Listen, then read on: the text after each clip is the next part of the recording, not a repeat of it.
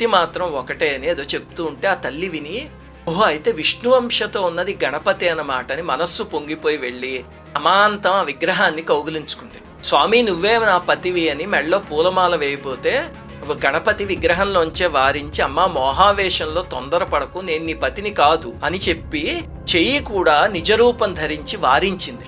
అయినా సరే ఆవిడకి ఆ మోహావేశంలో ఒళ్ళు తెలియక కౌగిలించుకుని మీరే నా పతి అని మెళ్ళలో మాల వేసేసరికి స్వామికి ఆగ్రహం వచ్చి నిజరూపంలో దర్శనమిచ్చి, ఎంత వారించినా మోహం వల్ల రాక్షసిలా ప్రవర్తించావు, నీకు రాక్షసుడు భర్త అవుతాడు అని శపించాడు.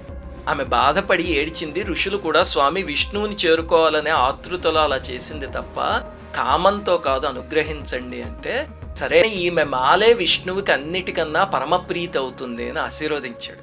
స్వామి నాకు మిమ్మల్ని కూడా సేవించుకునే అనుగ్రహాన్ని ఇవ్వండి అంటే, సరే అయితే వినాయక చవితి రోజు పూజలో మాత్రం తులసితో సేవించండి, మిగతా